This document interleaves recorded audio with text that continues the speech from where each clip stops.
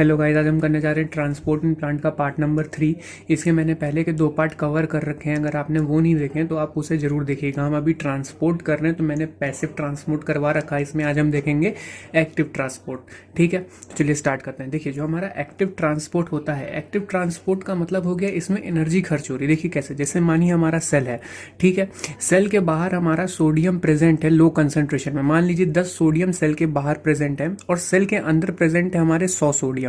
ठीक है, और ये सेल के पास एक हमारा पंप है। ठीक है, सेल के बाहर 10 सोडियम प्रेजेंट है, सेल के अंदर 100 सोडियम प्रेजेंट है। ठीक है, लेकिन हमने जब पैसिव ट्रांसपोर्ट किया था, सिंपल डिफ्यूजन जब हमने किया था, तो उसमें हमने देखा था कि उसमें जो हमारा सोडियम होता है वो हायर टू लोअर कंसंट्रेशन की तरफ मूव करता है। ठीक है, लेकिन इसमें देखिए हमें लो से हाई कंसंट्रेशन की तरफ मूव कराना है। ठीक है, जब कोई ऐसी सिचुएशन आती है जब हमें लो से हाई की तरफ मूव कराना रहता है किसी पंप के थ्रू, तो हम वहां पे खर्च करते हैं एटीपी को।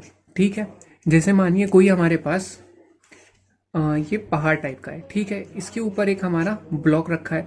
इसको ऊपर ले जाने की तरफ हमें क्या करना होगा, इसको इस तरफ पुश करना होगा। तो हमारी क्या खर्च होगी, यहाँ पे एनर्जी खर्च होगी। ठीक है, तो यही सेम चीज हमारा फिनोमेना होता है एक्टिव ट्रांसपोर्ट में।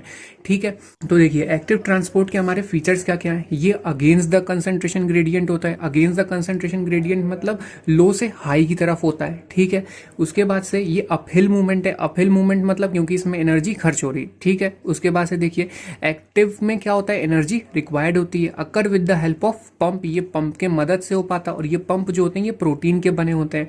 ठीक है, और जो हमारे एक्टिव ट्रांसपोर्ट के पंप होते हैं वो भी शो करते हैं सिलेक्टिव सैचुरेशन और इनहिबिशन को। ठीक है, इसके मैंने प्रीवियस लेक्चर में बना रखा है डिटेल में। अगर आपने वो नहीं देखा तो उसे जरूर देखिएगा। ठीक है, तो देखिए सिलेक्टिव मतलब ये सिलेक्टिव चीजों को ही ये पंप अपने थ्रू आने देगा। अगर जैसे कोई सोडियम का पंप है तो वो अपने थ्रू सोडियम को ही आने देगा, वो पोटेशियम को आने नहीं देगा।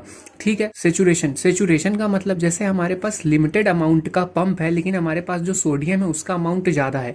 अगर हमें ज्यादा सोडियम को अंदर की तरफ लाना है इस सेल के अंदर, तो हमें क्या करना पड़ेगा, हमें पंप को बढ़ाना पड़ेगा। We have to increase the number of pumps. ठीक है, देन उसके बाद से इनहिबिशन। इनहिबिशन में का मतलब, इनहिबिशन मतलब ये पंप भी ब्लॉक हो सकता है। ठीक है, नेक्स्ट देखिए, pump is also control by electrical और केमिकल सिग्नल। मतलब हम पंप को कंट्रोल कर सकते हैं बाय इलेक्ट्रिकल सिग्नल और केमिकल सिग्नल। ठीक है, अच्छा देखिए यहाँ पे मैंने कंपैरिजन बना रखा है। ठीक है, एनसीईआरटी की तरह ही है।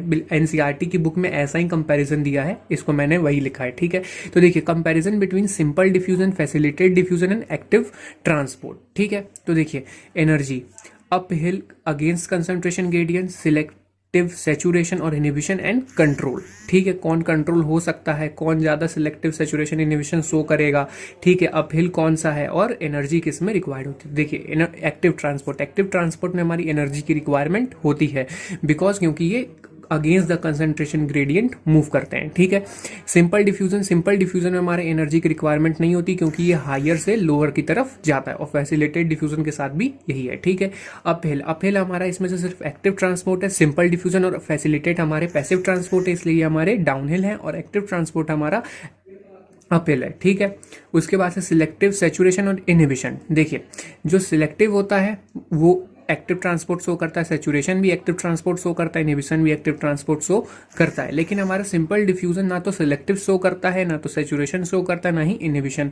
ठीक है, और हमारा facilitated diffusion selective, saturation, inhibition तीनों ही शो करता है। ठीक है, फिर देखिए कंट्रोल, कंट्रोल हम सिर्फ एक्टिव ट्रांसपोर्ट को और फैसिलिटेटेड डिफ्यूजन को कर सकते हैं। ठीक है, उसके बाद से सिंपल डिफ्यूजन को हम कंट्रोल नहीं कर सकते। ठीक है, नेक्स्ट देखिए, नेक्स्ट है हमारा साइटोप्लाज्मिक स्ट्रीमिंग। देखिए साइटोप्लाज्मिक, जैसे हमारा शॉर्ट डिस्टेंस ट्रांसपोर्ट में हमारा एक साइटोप्लाज्मिक स्ट्रीमिंग भी है। ठीक है, तो साइटोप्लाज्मिक स्ट्रीमिंग होता क्या है। ठीक है, जो साइटोप्लाज्मिक स्ट्रीमिंग है ये भी हमारा क्या है, एक एक्टिव प्रोसेस है। ठीक है, ये कहाँ पे होता है, प्लांट और फंजाई सेल में होता है।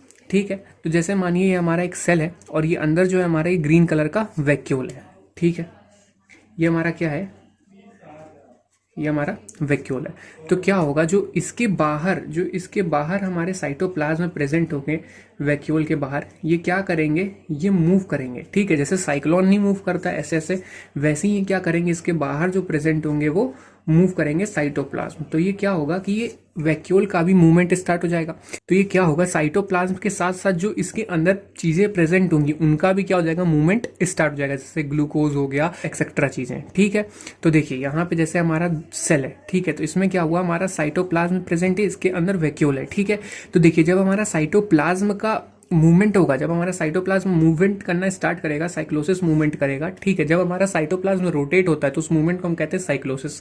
ठीक है, तो जब हमारा साइटोप्लाज्म रोटेट करना स्टार्ट करेगा तो इसमें बहुत सारी चीजें प्रेजेंट होंगी, तो वो क्या करेंगी, इस सेल से निकल करके दूसरे सेल में चली जाएंगी। ठीक है, जैसे मानिए हमारा ग्लूकोज है, तो ये क्या करेगा, यहां से रोटेट होके ऐसे इस सेल में आ जाएगा।